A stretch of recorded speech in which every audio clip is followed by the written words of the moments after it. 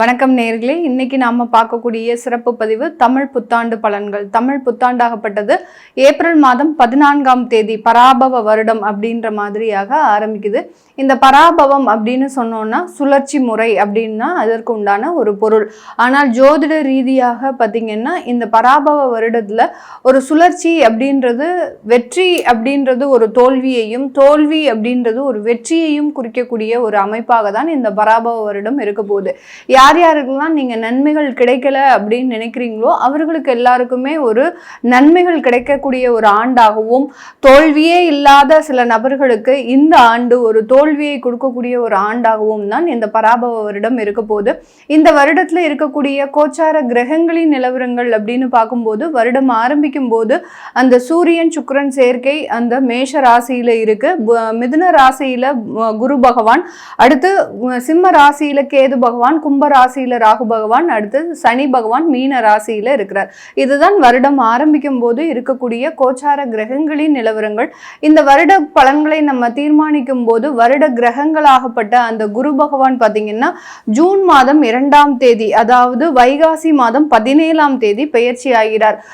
மிதுன ராசியிலிருந்து உச்சம் பெற போறார். கடக ராசிக்கு சென்று அங்க உச்சம் பெற்ற ஒரு குரு பகவானா பெயர்ச்சியாக போகிறார். அடுத்து பார்த்தீங்கன்னா இந்த குரு பகவான் திரும்பியும் அதிசாரம் பெறுகிறார். அதிசாரம் அப்படின்னா விரைவாக நகர்ந்து சென்று அடுத்த ராசிக்கு பயிற்சி ஆகிறது தான் அதிசாரம். இந்த அதிசார ஒரு பயிற்சியாகப்பட்டது ஐப்பசி மாதம் நிகழக்கூடிய ஒரு அமைப்பாக இருக்கு. ஐப்பசி மாதம் 14ஆம் தேதி அந்த குரு பகவான் மீண்டும் அதிசாரம் பெற்று வருகிறார். இந்த குரு அதிசார நிவர்த்தி ஆகப்பட்டது 25ஆம் தேதி ஜனவரி மாதம், அதாவது தை மாதம் 10ஆம் தேதி இந்த குரு அதிசார நிவர்த்தி அடைகிறார். இதுதான் இந்த இடத்துல இருக்கக்கூடிய ஒரு முக்கியமான கிரகங்களின் பெயர்ச்சி. அடுத்து ராகு கேது அப்படின்னு சொல்லக்கூடிய அந்த நிழல் கிரகங்களாகப்பட்ட அந்த சர்ப்ப கிரகங்களின் பெயர்ச்சியாகப்பட்டது கார்த்திகை மாதம் 19ஆம் தேதி, அதாவது டிசம்பர் மாதம் 6ஆம் தேதி அந்த கேது பகவான் சிம்ம ராசியிலிருந்து கடக ராசிக்கும், ராகு பகவான் கும்ப ராசியிலிருந்து மகர ராசிக்கும் பெயர்ச்சியாகி வருகிறார். இது வக்ர கிரகங்கள் அப்படின்றதுனால அது ரிவர்ஸ்ல தான் எப்போதுமே இதனுடைய சுழற்சி இருக்கும். சனி பகவான் இந்த தமிழ் வருடத்துல பராபவ வருடத்துல மீன ராசியில இருந்து வக்ரம் அடைகிறார். எப்போ வக்ரம் அடைகிறார் சனி பகவான் அப்படின்னு பார்க்கும்போது கார்த்திகை மாதம் 24ஆம் தேதி, அதாவது டிசம்பர் மாதம் 11ஆம் தேதி வக்ரம் அடைகிறார். இந்த வக்ரம் அடையக்கூடிய ஒரு சூழ்நிலையில இந்த மாதிரியான இந்த பராபவ வருடத்துல இருக்கக்கூடிய கிரகங்களின் கோச்சார நிலவரங்களின்படி ஒவ்வொரு ராசி என்பர்களுக்கும் உண்டான பலன்களை பற்றி பார்க்க போறோம். அந்த பலன்கள்ல நமக்கு என்ன மாதிரியாக இருக்கு, ஒவ்வொரு ராசிக்கும் என்னென்ன ஏற்ற இறக்கங்கள் இருக்கு, நீங்க எந்த மாதிரியாக சில விஷயங்களை மாற்றிக்கணும் அப்படின்றது தான் இந்த பதிவுல தெளிவா பார்க்க போறோம்.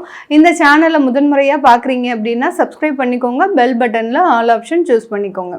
தனுசு ராசி என்பர்கள் ஒரு நேர்மையான வாழ்க்கையை வாழக்கூடியவர்கள். இந்த தனுசு ராசி என்பர்கள் எல்லா இடத்துலையுமே ஒரு நேர்மை, கண்ணியம், கட்டுப்பாடு அப்படின்ற மாதிரியான ஒரு வாழ்க்கை வட்டத்துல இருக்கக்கூடியவர்கள் இந்த தனுசு ராசி என்பர்கள். காலபுருஷனுக்கு 9ஆம் இடமான இந்த பாக்கியஸ்தானத்துல இருக்கிறாங்க. பாக்கியஸ்தானம் அப்படின்றது பாத்தீங்கன்னா எந்த ஒரு பிரச்சனைகள் வந்தாலும் கடைசி அந்த முன்னோர்களினுடைய ஆசீர்வாதத்தாலையும், பெற்றோர்களினுடைய ஆசீர்வாதத்தாலையும், தெய்வ ஆசீர்வாதத்தாலையும் நிறைய ஒரு பிரச்சனைகள்ல இருந்து மீண்டு வரக்கூடிய ஒரு ஸ்தானம் தான் அந்த பாக்கியஸ்தானம். அந்த பாக்கியஸ்தானத்துல இருக்கக்கூடிய இந்த ராசி என்பர்கள் எப்போதுமே பிரச்சனைகள் இருந்தாலும் கடைசி நேரத்துல வெற்றி அப்படின்றது கண்டிப்பாக இருக்கும்.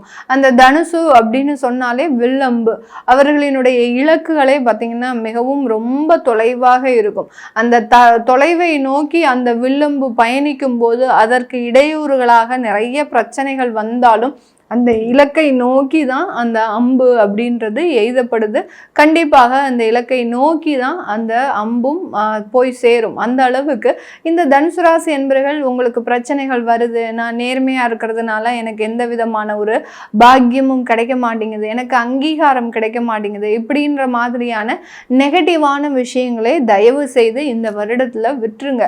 ஏன்னா இந்த பராபவ வருடம் அப்படின்றது உங்களுக்கு ஒரு சாதகமாக மாற்றிக்கொள்ளக்கூடிய ஒரு வருடமாக இருக்கும். ஏன்னா இதுவரைக்கும் தோல்வியவே சந்தித்த இந்த தனுசு ராசி என்பவர்களுக்கு இந்த வருடம் தான் அதிகப்படியான வெற்றிகளை கொடுக்க போகுது. இந்த சுழற்சி மாற்றம் வரக்கூடிய இந்த பராபவ வருடம் அப்படின்றது இந்த வெற்றியை கொடுக்கக்கூடிய ஒரு வருடமாக நீங்க மாற்றி அமைக்க போறீங்க. அது உங்க கையில தான் இருக்க போகுது.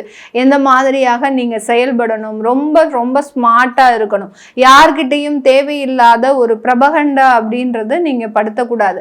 உங்களுடைய செல்ஃப் டெவலப்மெண்ட்டை நீங்க மட்டும்தான் கண்காணிக்கணுமே தவிர மற்ற நபர்கள், மூன்றாவது நபர்களினுடைய தலையீடு இந்த வருடம் இருக்கவே கூடாது. கடந்த காலத்துலலாம் நீங்க ஏதோ ஒரு தொழில் செய்றீங்க, ஏதோ ஒரு வேலைக்கு போறீங்க அப்படின்னா மற்றவர்கள்கிட்ட நீங்க கன்சல்ட் பண்ணுவீங்க. இந்த தொழில் நல்லா இருக்குமா, இந்த தொழில் எப்படி பண்ணணும், இந்த மாதிரியாக இருக்க. அப்படி இருக்கும்போது அந்த மூன்றாவது நபரின் தலையீட்டுனால அந்த தொழில்ல அதிகப்படியான ஒரு ஏமாற்றத்தை அனுபவிச்சிருப்பீங்க. உங்களுக்கு இல்லாத ஒரு புத்திசாலித்தனமா மற்றவர்கள் உங்ககிட்ட ஒரு அறிவுரை கூறுறதுக்கு. அதனால நீங்க அந்த மாதிரியாக மற்ற நபர்களை உள்ள உங்களுடைய வாழ்க்கையில இன்வால்வ் பண்ணும்போது அவர்கள் மூலமாக ஏமாற்றங்கள் தான் அதிகமாக இருக்குமே ஒழிய அவர்கள் மூலமாக நீங்க வாழ்ந்த ஒரு காலமே கிடையாது. நீங்க நிறைய பேரை வாழ வச்சிருக்கிறீங்க, ஆனா மற்றவர்கள்னால நீங்க வாழ்ந்த சரித்திரம் அப்படின்றது கண்டிப்பா கிடையாது. அதை நீங்க இந்த வருடம் முக்கியமா எடுத்துக்கணும். ஒரு அறிவுரை மாதிரி நீங்க அதை எடுத்துட்டு செய்துட்டீங்க அப்படின்னா ஒரு மிகப்பெரிய ஒரு வாழ்க்கை சுழற்சி மாற்றத்தை நீங்க ஏற்படுத்தக்கூடிய ஒரு நேரமாக இருக்கும். இதுல என்ன ஒரு தனுசு ராசி என்பர்களுக்கு ஒரு நெகட்டிவான விஷயம் அப்படின்னு கேட்டீங்கன்னா, ஜூன் மாதத்துல இருந்து, அதாவது வைகாசி மாதத்துல இருந்து ஐப்பசி மாதம் வரைக்கும் பாத்தீங்கன்னா உங்களுடைய ராசி அதிபதி அப்படின்னு சொல்லக்கூடிய அந்த குரு பகவான் உச்சம் பெற்று 8ஆம் இடத்துல மறைஞ்சிடுறாரு. 8ஆம் இடம் அப்படின்றது ஒரு மறைவு ஸ்தானம், அதே மாதிரி திடீர் யோகத்தை கொடுக்கக்கூடிய ஒரு ஸ்தானம். இந்த இடத்துல உங்களுக்கு வெளிநாட்டு வாய்ப்புகள் கிடைக்கிறதுக்கு உண்டான ஒரு அமைப்புகள் இருக்கு. அதே மாதிரி ஆன்லைன் ஸ்கேம்ல மாற்றுறதுக்கு உண்டான ஒரு அமைப்புகள் இருக்கு. அதனால யார் கேட்டாலும் ஒரு ஓடிபியை ஷேர் பண்றது, அடுத்து போன் நம்பரை கொடுக்கறது, உங்களுடைய தெரிந்த நபர்களுக்கு மட்டும், தெரிந்த நபர்கள்னா உங்களுடைய கணவன், மனைவி, குழந்தைகள், இவங்க மட்டுமே போறோம். அடுத்த ஒரு மூன்றாவது நபரை நீங்க வீட்டுக்குள்ள கூட்டு வந்துட்டீங்க அப்படின்னா உங்களுடைய ஒரு வாழ்க்கையை ஸ்கேன் செய்து அங்க எங்க உங்களை ஏமாற்றலாம் அப்படின்ற மாதிரியாக உங்களை அளவுகோல் போட்டு போகக்கூடிய ஒரு நபர்களாக இருப்பாங்க. அதனால அந்த ஒரு 6 மாதத்திற்கு மட்டும் நீங்க ரொம்ப கேர்ஃபுல்லா இருக்கணும், ஜூன் மாதத்துல இருந்து நவம்பர் மாதம் வரைக்கும். அதனால இந்த மாதிரியான ஒரு ஏமாற்றங்கள் அப்படின்றது கிடைக்கிறதுக்கு உண்டான ஒரு நேரம். இந்த நேரத்துல நான் ஷேர் மார்க்கெட்ல போட்டு நல்ல நிறைய லாபங்களை சம்பாதிக்கணும் அப்படின்ற மாதிரியான தேவையில்லாத ஒரு குறுக்கு வழிகள் அப்படின்றதெல்லாம் தோன்றும். அதுலலாம் ஈடுபடாதீங்க. ஈடுபட்டீங்க அப்படின்னா கண்டிப்பாக ஒரு மிகப்பெரிய ஒரு நஷ்டத்தை நீங்க அனுபவிக்காம வெளியில வரவே மாட்டீங்க. அந்த அளவுக்கு அந்த நஷ்டங்கள் உங்களால வாழ்க்கையில மீண்டு வர முடியாத ஒரு நஷ்டங்களா போயிடும். உங்களுக்குன்னு பார்த்து கடவுள் கொடுக்கக்கூடிய ஒரு வரம் அப்படின்றது இந்த வருடத்துல நீங்க உங்களுடைய வாழ்க்கையை மட்டும் பார்க்கணும். தேவையில்லாமல் யோசிச்சு தேவையில்லாத விஷயங்களை பத்தி நீங்க செய்தீங்க அப்படின்னா அதுல ஏமாற்றம் இருக்கும் அப்படின்றது தான் இந்த தமிழ் வருடம் இந்த தனுசு ராசி என்பவர்களுக்கு அதிகப்படியான ஒரு மாற்றத்தை கொடுக்க போது. இந்த காலகட்டத்தில் இவர்களுக்கு வேலை வாய்ப்புகள் கண்டிப்பாக வரும். நான் முதலே சொன்ன மாதிரி வெளிநாட்டு வாய்ப்புகள் வந்தது அப்படின்னா கண்ணை மூடிக்கிட்டு வெளியில போயிடுங்க. ஏன்னா இங்கே இருக்கிற வரைக்கும் உங்களுக்கு பெரிய அளவுக்கு டெவலப்மெண்ட் அப்படின்றது கண்டிப்பாக இருக்காது. வெளிநாட்டு வாய்ப்புகள்னால அதிகப்படியான ஒரு வளர்ச்சிகள் அப்படின்றது கண்டிப்பாக இருக்கும். இந்த தமிழ் வருடத்துல நீங்க சுயமாக சொத்துக்களை வாங்குறதுக்கு உண்டான ஒரு நேரம். கடந்த காலத்துல ஒரு 3 வீடு வச்சிருப்பீங்க, எந்த வீடுமே இல்லாம எல்லாத்தையுமே சேல் பண்ணியாச்சு.